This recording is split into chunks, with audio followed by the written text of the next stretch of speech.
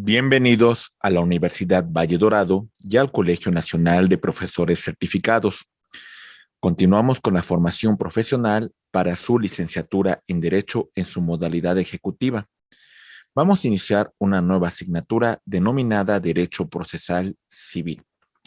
Iniciamos con el estudio de nuestra primera unidad. Bien, primera unidad. Vamos a empezar entonces, estimados amigos, a analizar los principales puntos que vamos a estudiar en esta unidad. Estudiaremos lo siguiente: las fases del proceso, las diferentes clases de juicios, juicios civiles, y empezaremos con el análisis del juicio ordinario civil. Muy bien, iniciemos. Fases del proceso. Vamos a encontrar que el proceso tiene las siguientes fases procesales.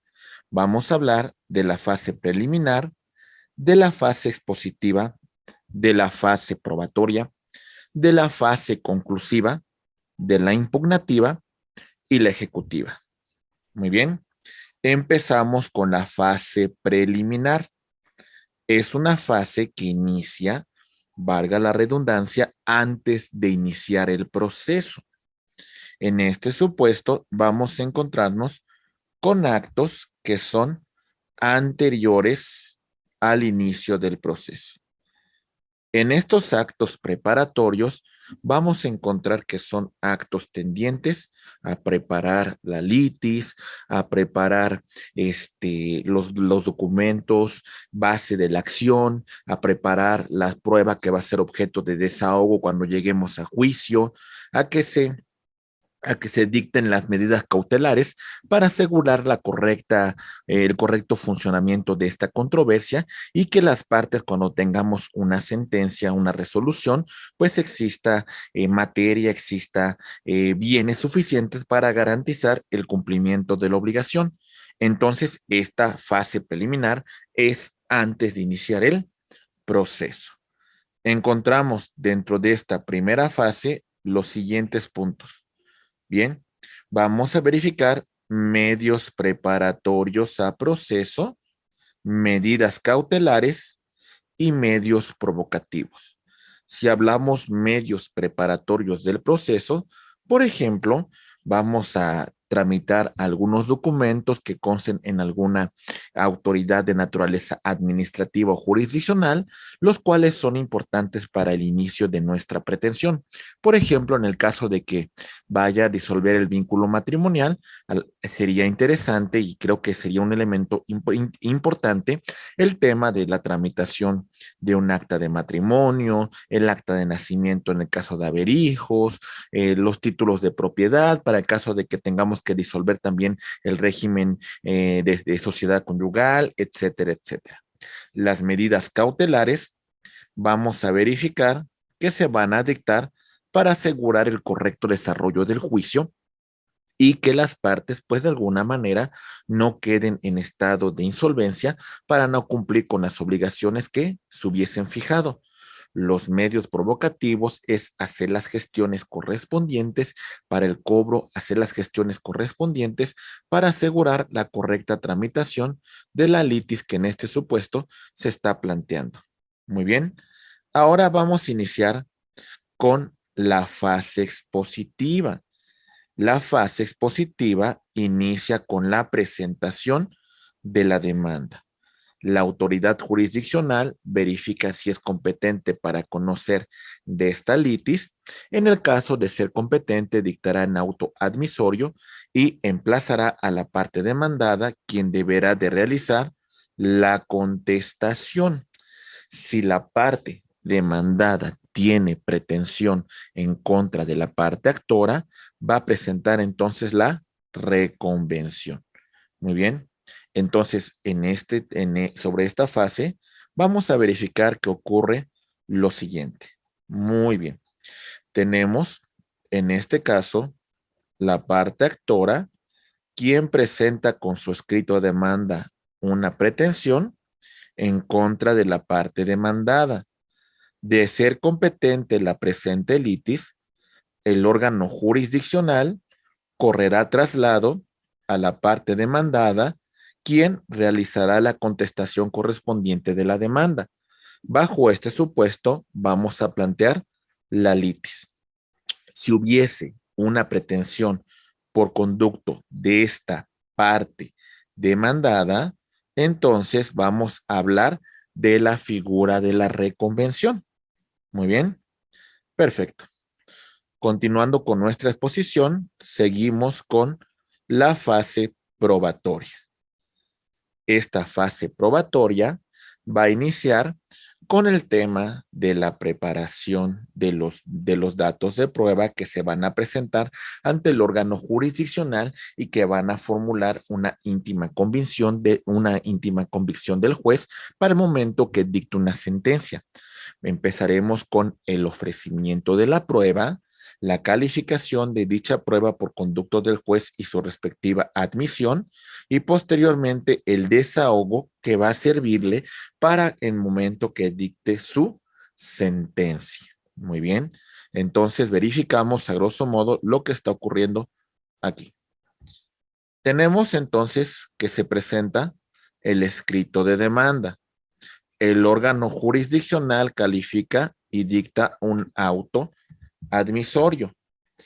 Con este auto admisorio turna a un actuario judicial para que realice el emplazamiento a la parte demandada, y con el emplazamiento corremos traslado y la parte demandada debe de realizar la contestación a la demanda. Muy bien. La parte actora en su escrito de demanda y la parte demandada en su escrito de contestación ofrecen sus datos, sus medios de prueba, que en esta fase probatoria que mencionamos a continuación, vamos a verificar el tema de el ofrecimiento, la respectiva calificación sobre la admisión de la prueba y posteriormente en la fase decisoria su desahogo. Muy bien, perfecto. Continuamos con el desarrollo de nuestra exposición y ahora vamos a analizar la fase conclusiva. En esta fase conclusiva vamos a verificar el tema de la emisión de una sentencia por conducto del órgano jurisdiccional. Tomará en cuenta el escrito de demanda, la contestación, la reconvención en el caso de haberse presentado, y asimismo vamos va a revisar la prueba que fue objeto de desahogo, y en base a estos elementos emitirá una sentencia. Sentencia que puede ser objeto de un medio ordinario de impugnación, pasando a la fase impugnativa. Muy bien. Entonces, reiteramos, estamos en la fase conclusiva. Ya desahogamos la fase expositiva, ya desahogamos la fase probatoria. Muy bien. Ya se desahogaron los medios de prueba que se ofrecieron, se han formulado los alegatos y ahora vamos a verificar que el órgano jurisdiccional con fuerza vinculante resuelva la litis que se le está planteando, tomando en consideración la demanda, la contestación, la prueba, los alegatos para emitir su sentencia. Sentencia que puede ser objeto de un medio ordinario de impugnación. Muy bien, perfecto. Vamos a continuar con el desarrollo de nuestra exposición. Ahora verificamos la fase impugnativa. Vamos a hablar de este procedimiento intraprocesal en la cual vamos a presentar recursos que de previo y especial pronunciamiento que deberán de resolverse antes de continuar con la litis principal. Recursos ordinarios que contempla la norma adjetiva, verificaremos el tema de la apelación, resoluciones que dicta el órgano jurisdiccional de primera instancia van a ser revisados por su órgano ad quem, el juez de segunda instancia, la sala, el tribunal. Vamos a verificarlo. Entonces tenemos que este órgano jurisdiccional ha emitido una sentencia, una resolución que va a ser objeto de revisión por su superior jerárquico, la sala, quien con base a esa sentencia, a esa resolución, la confirmará, la modificará o la revocará, según sea el caso que resuelva el superior jerárquico.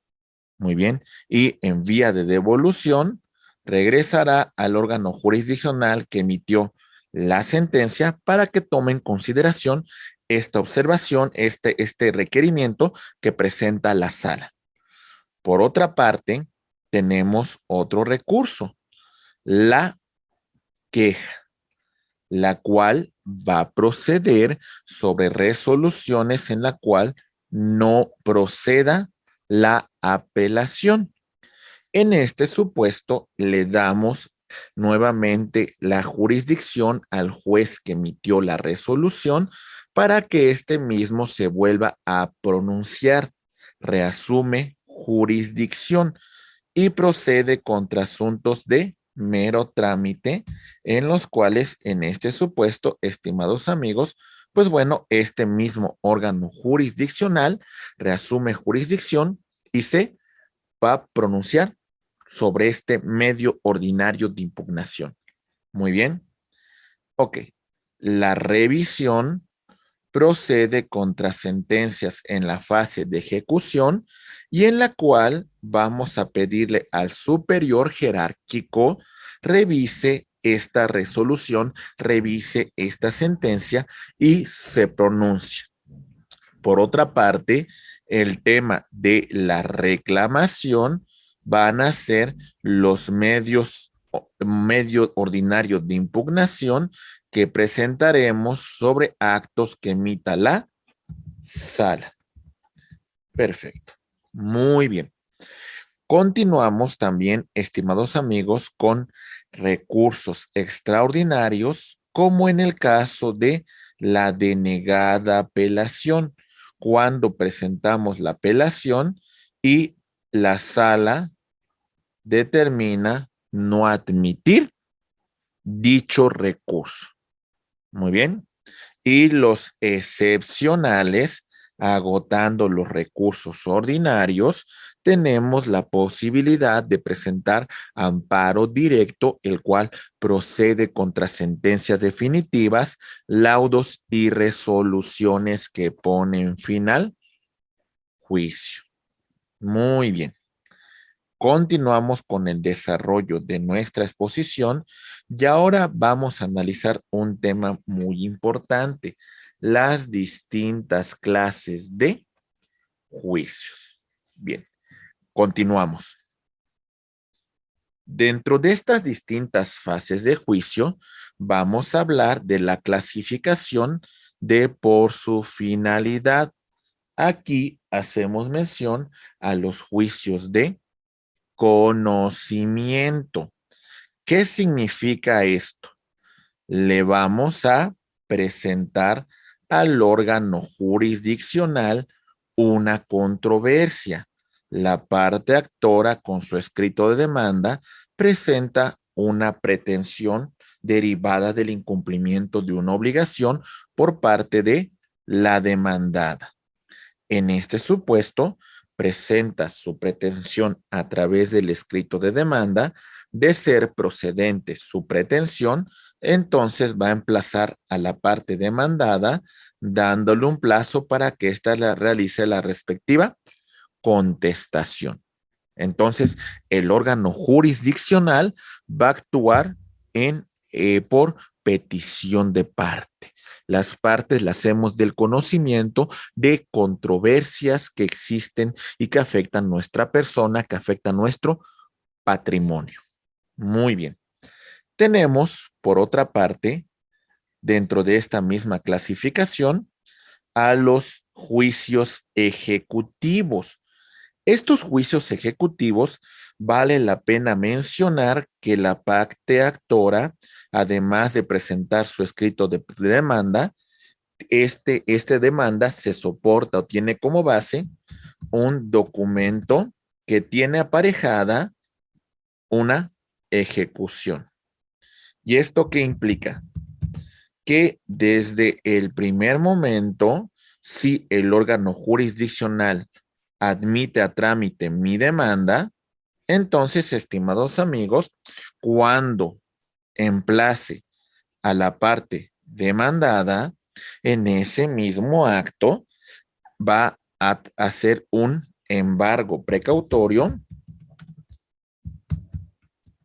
sobre sus bienes, corre traslado y ahora la parte demandada contestará la demanda.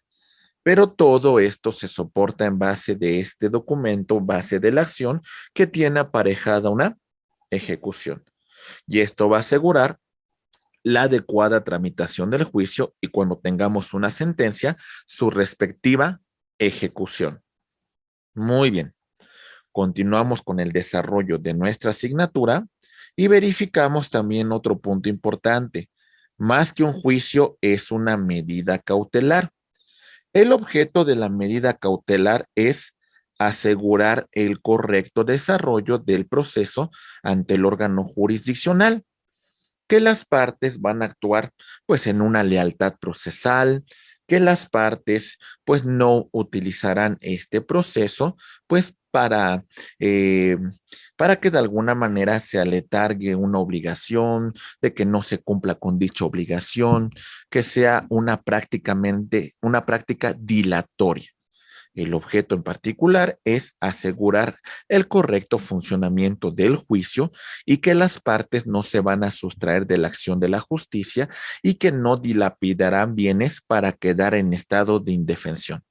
Muy bien. Continuamos con el desarrollo temático de nuestra unidad y hablamos de otra clasificación por la plenitud o limitación de su conocimiento. Los juicios plenarios se tienen que desarrollar todas las fases procesales. Hay que agotar cada una de las etapas para llegar a la fase en la cual el órgano jurisdiccional con fuerza vinculante emitirá su sentencia. Muy bien. Entonces, plenario implica el desarrollo total de estas fases procesales. Por otra parte, cuando hablamos de los sumarios, hacemos referencia al desarrollo de estas fases procesales, pero hay algunas que podemos evitarlas y de alguna manera en una vía sumaria, en una justicia pronta y expedita, el órgano jurisdiccional resolverá la litis sin el desarrollo de todas estas fases procesales. Muy bien. Continuando con nuestra exposición, también revisamos por la generalidad o especificidad de los litigios que resuelven. Son ordinarios cuando la norma adjetiva no establece un procedimiento especial, valga la redundancia, y son especiales cuando la norma adjetiva contempla un procedimiento distinto al ordinario. Muy bien. Vamos a seguir con la exposición y revisamos, estimados amigos, algunas clases de juicios, por ejemplo, por la cuantía. En este supuesto vamos a hablar de mayor, de menor y de mínima cuantía. Pongo un ejemplo. Veamos. El juicio ordinario civil se establece como base para iniciar este proceso. Vamos a poner un caso. Exactamente voy a poner un aproximado. 4 millones de pesos. Todas las causas que rebasen este monto necesariamente se van a llevar a cabo en un procedimiento ordinario civil. En un procedimiento oral civil, tiene que ver todas aquellas causas que no rebasen los 4 millones de pesos. ¿Sale? Que no rebasen los 4 millones de pesos. Muy bien. Ok. Este es el límite. Y si no más recuerdo, tenemos también los de justicia de paz, los cuales se establece que no rebasen la cantidad, un aproximado, si no más recuerdo, como de 670,000 pesos. Muy bien, entonces estos son algunos supuestos en relación a la cuantía, el valor del negocio jurídico. Seguimos con nuestra exposición y revisamos por la forma. La mayor parte de diligencias procesales se realiza por escrito, ¿sale? No significa que todas, pero sí son predominantemente escritos. Y los predominantemente orales tienen una fase escrita, ¿sale? Pero también van a continuar con una fase oral, como por ejemplo en el juicio oral en materia civil, en la audiencia preliminar y en la audiencia de juicio. Por el contenido patrimonial, cuando lo que se encuentra en disputa solamente es parte del patrimonio de los sujetos procesales, hablamos de singulares. Y cuando versa sobre la totalidad del patrimonio, hablamos de universales. Un ejemplo de juicios universales sería el sucesorio y también el tema del concurso de acreedores. Muy bien, perfecto. Bien. Algunos juicios que se contemplan dentro de la materia civil son los siguientes. Juicio ordinario civil, que ya verificamos que es un juicio plenario porque hay que desahogar todas las fases procesales para que el órgano jurisdiccional dirima la litis, dirima la controversia. Y juicios especiales en materia civil, que a continuación vamos a tratar de desarrollar, por lo menos dar una explicación muy breve de en qué consiste. Muy bien, perfecto. Vamos a iniciar entonces con los juicios especiales en materia civil. Empecemos. Juicio ejecutivo.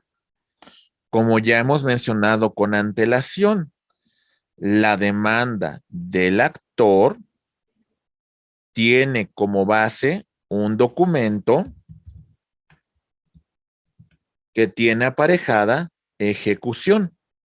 Esto implica que desde que yo presento la demanda y el órgano jurisdiccional admitiéndola, cuando emplaza juicio a la contraparte, además de correr traslado, se realizará un embargo precautorio.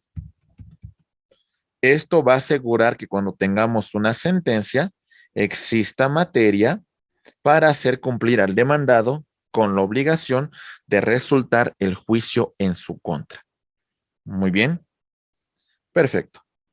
Tenemos también el juicio especial hipotecario, el cual va a versar sobre hipotecas, que es un contrato de garantía que asegura que el deudor va a cumplir con su obligación con un acreedor derivado a la hipoteca que grava el bien inmueble.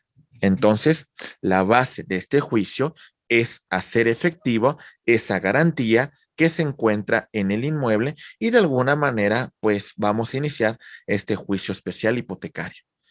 Continuamos con la nulidad de juicio concluido. Este supuesto se va a presentar cuando ya tenemos una sentencia firme, pero de alguna manera nos encontramos con elementos que señalan que hay un error de hecho. Al momento de emitir su sentencia, hubo pruebas, hubo algunas testimoniales, hubo algunas periciales, hubo algunos elementos que no tomó en consideración el juzgador que debió haber sido valorada. También tenemos el supuesto de sentencias contradictorias.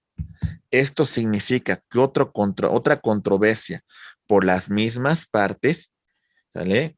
Prestaciones similares, tienen resoluciones distintas.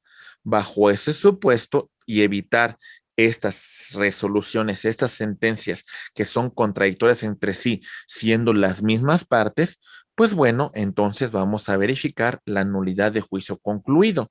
Y un tercer punto puede presentarse en el caso que hubiese habido dentro del proceso corrupción por parte de los litigantes.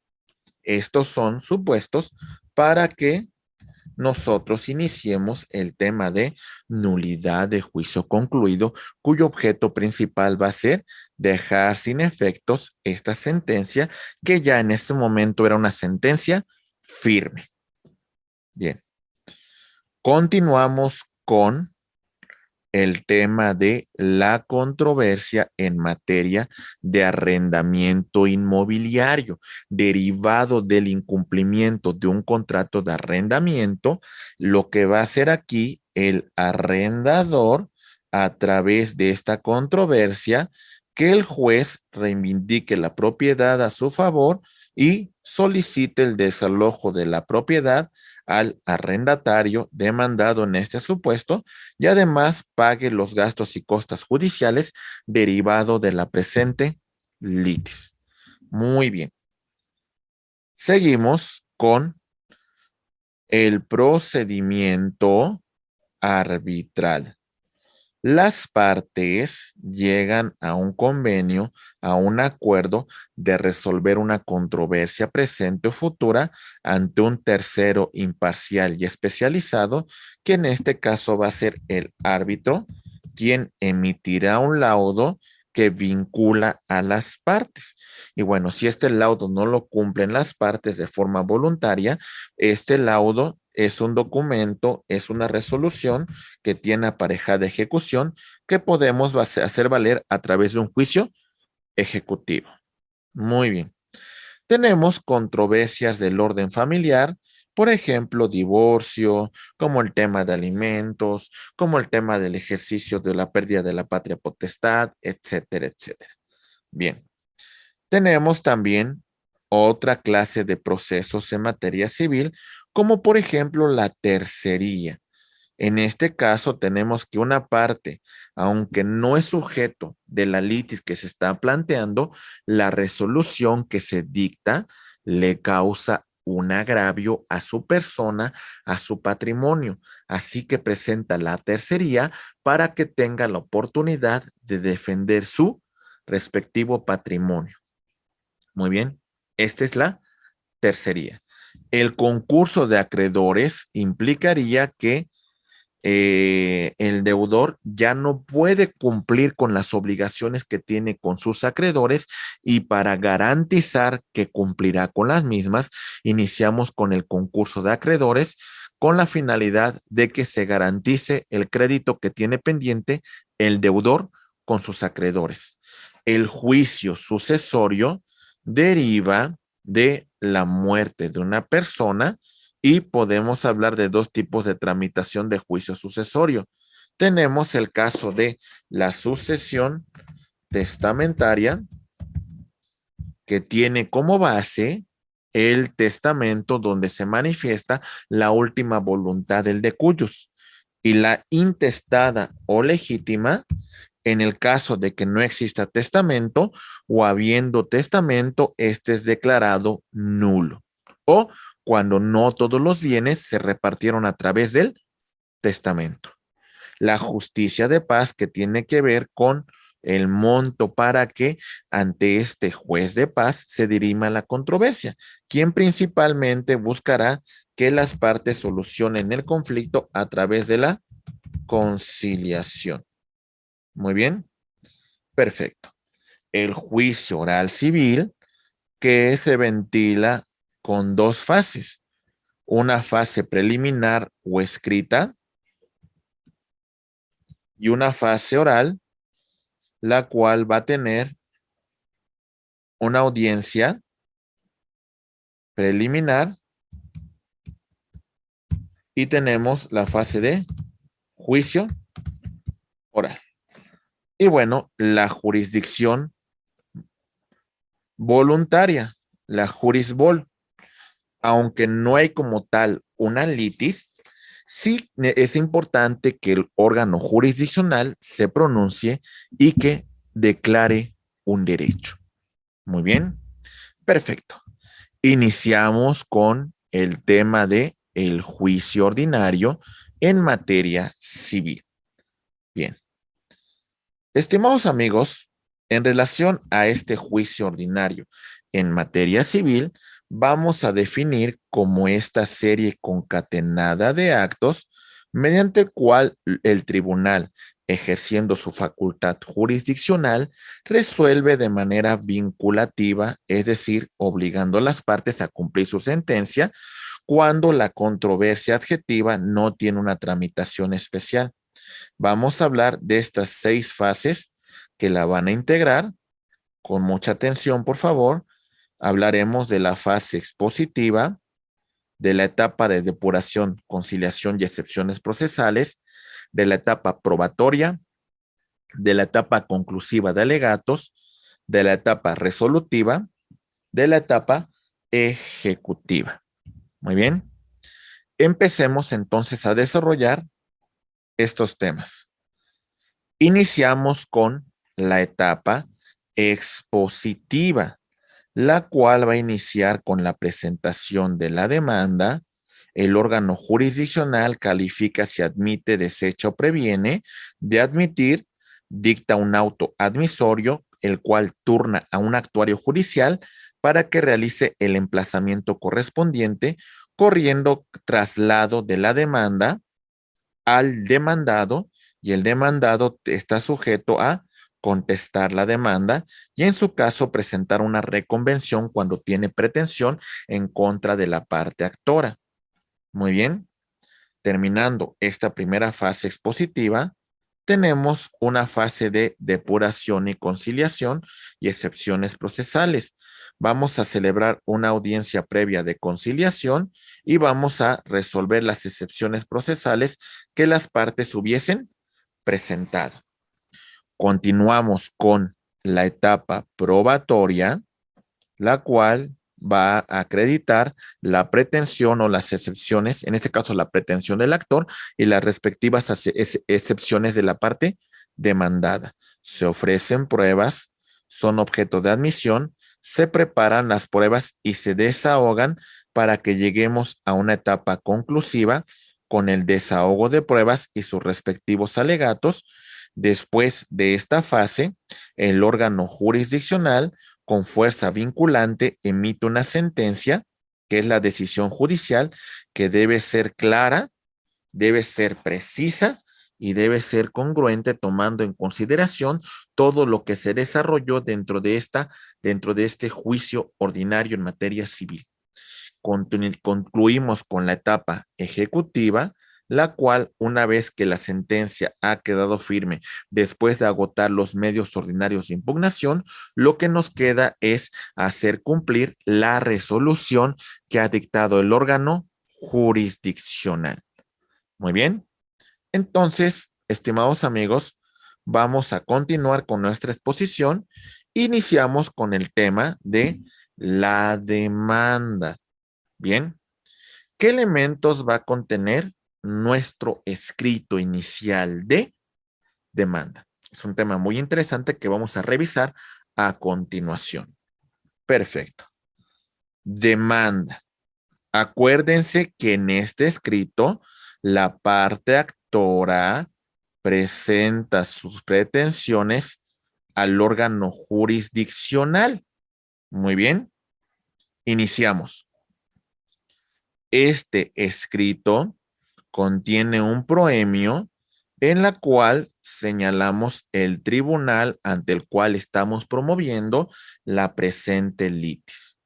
Asimismo, señalamos el nombre del actor y su domicilio para oír y recibir notificaciones, el nombre de la parte demandada y su respectivo domicilio donde va a ser emplazado a juicio. Señalamos en nuestro escrito demanda el objeto u objetos que se reclamen, así como sus accesorios, intereses, gastos y costas judiciales. Determinamos el valor de lo demandado, así como la vía procesal bajo la cual nosotros estamos iniciando la presente controversia. Nuestro escrito de demanda tiene un capítulo de hechos, circunstancias de tiempo, modo y lugar que son relevantes para la presente controversia. Señalamos los fundamentos de derecho, tanto los sustantivos que contienen derechos y obligaciones, como los adjetivos que establecen las reglas procesales que va a seguir la presente controversia y los puntos petitorios, que es el requerimiento que la parte demandada le pide al juez. Muy bien. ¿Qué documentos vamos a presentar con nuestro escrito inicial de demanda? Los que fundan nuestra pretensión. Por ejemplo, un contrato es un documento que funda nuestra pretensión. En este caso, yo como arrendador exhibo el contrato de arrendamiento y señalo cuál es el incumplimiento por parte de el demandado, que en este caso es el arrendatario. Vamos a agregar los documentos que prueben los hechos que afirmamos en nuestra demanda. Bien, señalamos los documentos con los cuales acreditamos nuestra personalidad, tanto de las partes procesales, así como de los abogados que nos van a representar en el presente juicio. Agregamos copias para correr traslado. Y bueno, es muy importante que exhibamos los documentos para el traslado, porque si no, el órgano jurisdiccional nos va a prevenir. Muy bien. Empezamos con el emplazamiento. Bien. Con este emplazamiento le hacemos del conocimiento a la parte demandada que existe una controversia en su contra y que, bueno, el órgano jurisdiccional, al notificarle de esta situación y correrle traslado, le va a dar un plazo para que conteste a la pretensión de la parte actora que señala en su escrito de demanda. De no contestarlo, entonces la parte demandada se estará allanando. Bajo este supuesto, entendamos que le hacemos del conocimiento a la parte demandada que existe una controversia en su contra y en este momento le damos un plazo para que ésta realice la contestación de la demanda. En el momento que realiza la contestación, señalaremos que se ha fijado la litis correspondiente entre las partes. Muy bien. ¿Cuáles son los efectos de este emplazamiento? Bueno, los efectos serán los siguientes. Prevenir el juicio a favor del juez que está realizando este emplazamiento. Es decir, este juez ha asumido competencia y va a tener la facultad de conocer las pruebas que las partes presentan, de formular sus conclusiones y en ese momento dictar una sentencia con la cual resuelva la presente litis. Entonces, en este primer punto, este órgano jurisdiccional pues asume competencia en la presente litis que se está planteando y bueno, de alguna manera esta resolución que se dicte pues vinculará a las partes y las obligará a cumplir el mandato que emita a través de su sentencia. Muy bien. Continuamos con el desarrollo de nuestra exposición y ahora vamos a verificar lo siguiente. Siguiente punto, por favor. Sujetamos al demandado a seguir el juicio ante el juez que lo emplazó si no quiere irse en rebeldía. Esto implica que esta parte demandada va a quedar sujeto a cumplir con los mandatos que le establezca este juez. Si no contesta la demanda, se estará allanando y entonces aceptará que su sentencia lo vincule al cumplimiento de su obligación. Muy bien. Con el emplazamiento, imponemos al demandado la carga procesal de contestar la demanda. Muy bien. Si fue debidamente emplazado, por supuesto. Y podemos verificar que se puede producir la consecuencia de interpelación judicial por conducto del demandado, la cual impugnará el emplazamiento a través del incidente de nulidad para que quede sin ningún efecto este emplazamiento al no cubrir los requisitos procesales que establece la norma adjetiva que regula el acto que estamos impugnando. La apelación para que el superior jerárquico del órgano jurisdiccional que realizó el emplazamiento revise, pues de alguna manera que este emplazamiento se haya dictado de conformidad con derecho. Recuerden, como se afecta un derecho sustantivo consagrado en la Constitución, podemos presentar juicio de amparo en la vía de amparo indirecto. Muy bien, estimados amigos, continuando con nuestra exposición, vamos a revisar lo siguiente: la contestación de la demanda. Muy bien. De no contestar la demanda, el demandado se allana las pretensiones de la parte actora y normalmente cuando lleguemos a la conclusión del juicio, pues bueno, el juez emitirá una sentencia que favorecerá las pretensiones de la parte actora y bueno, causará una afectación en el patrimonio en la persona del demandado. Muy bien, seguimos. Puede presentarse una confesión por la parte demandada, total o parcialmente, en relación a la pretensión que presenta la parte actora en su escrito de demanda. Podrá reconocer alguna de las pretensiones que el actor señala en su demanda y, bueno, allanarse sobre parte de esa pretensión. Podrá denunciar el litigio a un tercero señalando, bueno, a mí no me demandes, a quien tienes que demandar es al fiador fulanito de tal. Él es el primero que debe de cumplir con la obligación. O bueno, más bien, imaginemos que el que se está demandando es el fiador. Tenemos un deudor principal a la cual no me has acreditado que hayas realizado gestiones de cobro contra este deudor. Primero ve contra este, ya después que este no te haya podido pagar y no haya podido cumplir la obligación, ahora sí vienes conmigo. También puede ser que el demandado niegue los hechos y bueno, realiza una defensa pasiva. Al final de cuentas, quien deberá demostrar que efectivamente la pretensión de la parte actora se soporta en elementos fácticos, jurídicos y probatorios va a ser para la parte actora. Se presentan excepciones procesales, ¿sí? Como son el de incompetencia.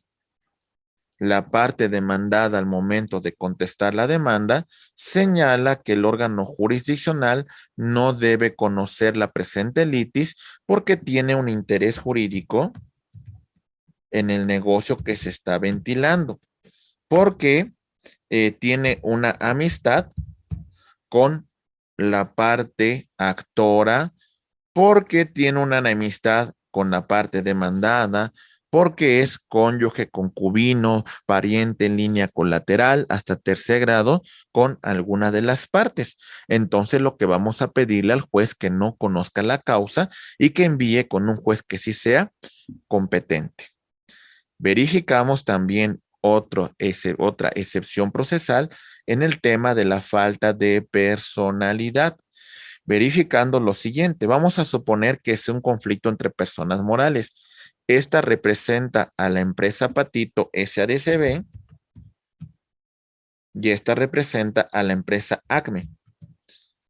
Muy bien. Cuando contesta la demanda, señala que la licenciada fulaneta tal no tiene facultades para representar a la empresa Patito al no encontrarse su poder debidamente inscrito en el registro público de comercio, por la cual, pues no, la parte actora no es competente para presentar la presente litis y como consecuencia le pide al órgano jurisdiccional decrete la falta de personería por conducto de la apoderada de la parte actora. Muy bien. También tenemos como excepción procesal la litispendencia. Esto implica lo siguiente. Resulta que hay una controversia por las mismas partes, A como actora y B como demandada, sobre las mismas prestaciones que se están ventilando ante otro juez. En este caso, como se encuentra en proceso de resolución, como se encuentra también en trámite la presente causa, este juez tendrá que remitir los autos al juez que conoció en primer lugar la presente controversia, la presente litis que se está planteando. Muy bien, seguimos. Cosa juzgada. A ver, tenemos a las mismas partes, A y B. Aquí hay una pretensión que es distinta a la que se está ventilando ante otro órgano jurisdiccional, aunque son las mismas partes. La prestación es completamente distinta. Sin embargo, para evitar que se dicten sentencias que puedan resultar contradictorias, va a haber una conexidad de la causa y en este supuesto el juez que conoció de la primera causa se pronunciará y emitirá una sentencia en ambos casos, evitando así sentencias que resulten contradictorias. Improcedencia de la vía. La vía que tú inicias no es la correcta, por lo tanto solicito al órgano jurisdiccional se sobresea la presente causa. Bien, verificamos. Resulta que A presenta una demanda, ¿sale? Y quiere que se ventile en la vía oral civil cuando la prestación rebasa los 4 millones de pesos. En ese supuesto, la parte demandada dice no, improcedencia de la vía, porque el juicio oral civil no es el conducente para este tipo de cuantía. Muy bien. Ok. Excepciones perentorias o sustanciales. El objeto principal de estas excepciones es poner fin a la presente litis que se está planteando.